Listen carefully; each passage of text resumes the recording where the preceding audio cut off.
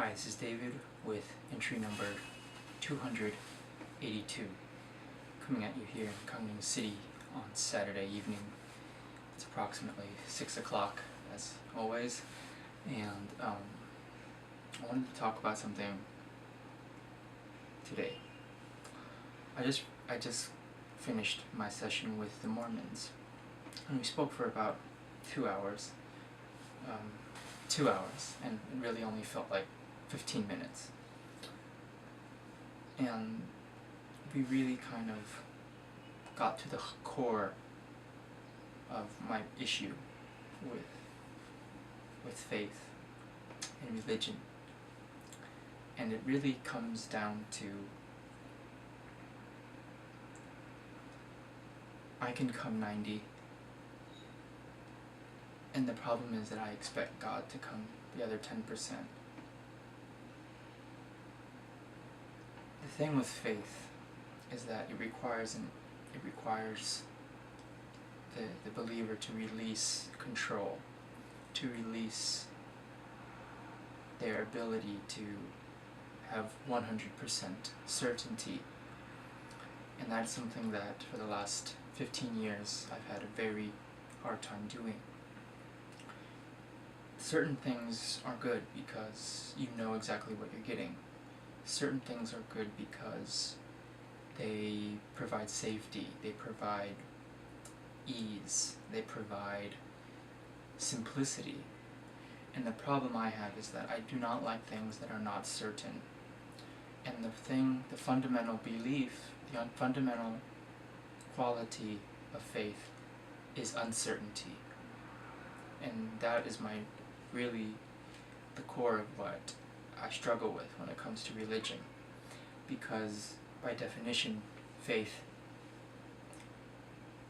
requires believing in something that you cannot prove, believing in something that's beyond what you can know, believing in something that has more control and more knowledge than any other living thing on earth and in the universe. That is something I struggle with, giving this power or giving faith that power over me. I like what I can see, I like what I can touch, what I can feel, what I can hear, what I can taste. Faith isn't that.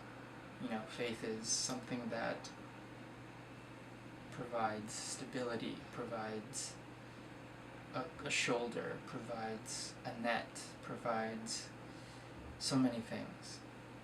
And without taking that first step, maybe it's that last step, without taking that last step, that unknown step, you can't really have faith. And that's something that I'm struggling with. It's something that I think a lot of people struggle with, is that undefinable quality that makes up faith, that unattainable, not unattainable, but uncharacterizable thing that is faith, that is religion. The more and more we talk, the more and more things kind of fall into place. But there's something in the back of my mind that just can't give up the control, give up the unknown, give into the unknown, release the known. There's something in my head that won't let me do that. And I just keep thinking about, what is that? What is that thing that's keeping me from reaching this happiness, this serenity that's so close? And I don't know. I honestly don't know. It's a big mystery to me why I can't do this, why it's not easy, why it's not, maybe easy isn't a good word, but why it's not happening. I want it, I need it, I would like it, but why isn't it happening to me? And it might just be that thing where it won't happen until it does, and then it'll be glorious. But until that day, I can't really know what I'm missing, can I? So religion is a funny thing.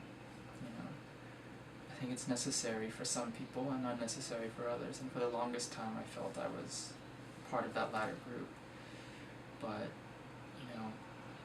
seeing as what I've seen and what I've been through the last 9, 10 months, 11 months, you really come to know there's a whole nother side to life with religion in it. There's a whole nother way of living, of experiencing the world, of living the world that you can get through religion. And it's something that I think I would like to be a part of, but there's just something deep-seated down in my soul that won't give up that little 10% that is necessary in order to give into God, really. It's a very interesting dilemma, and it's a quandary, actually, is what it is. It's a real bona fide quandary. And, I'll think about it, and maybe I'll have an answer by the time I'm done here, but I don't think I will.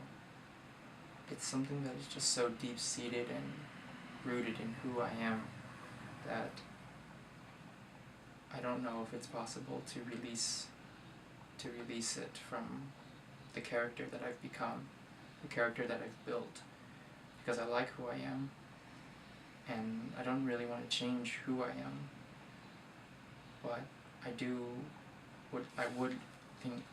think that it would be good to incorporate some kind of faith, and because I've seen the good it can do.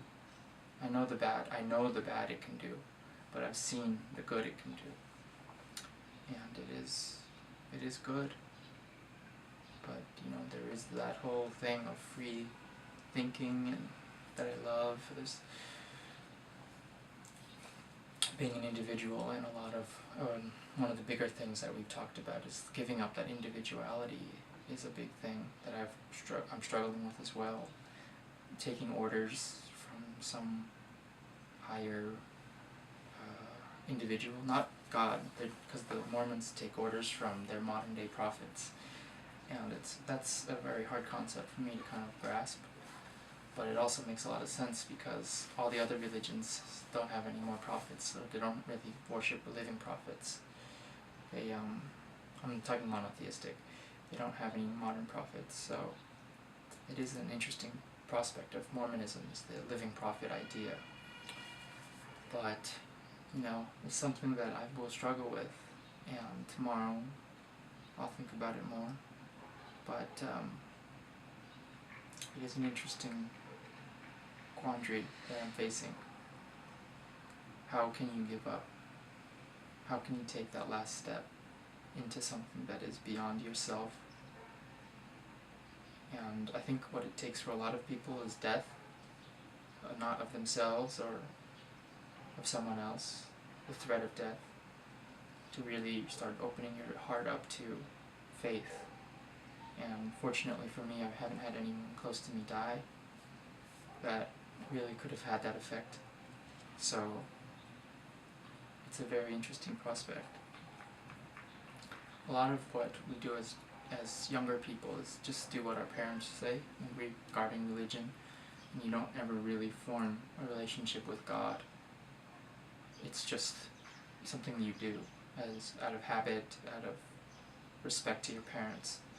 And what I'm finding is, desiring a relationship with God is something that I think I want more and more.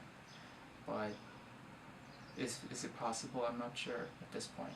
I might be too far gone. Although all religious people would say that's impossible, but I just feel like it might not happen. So that's where I'll leave it. Thanks for watching. This has been entry number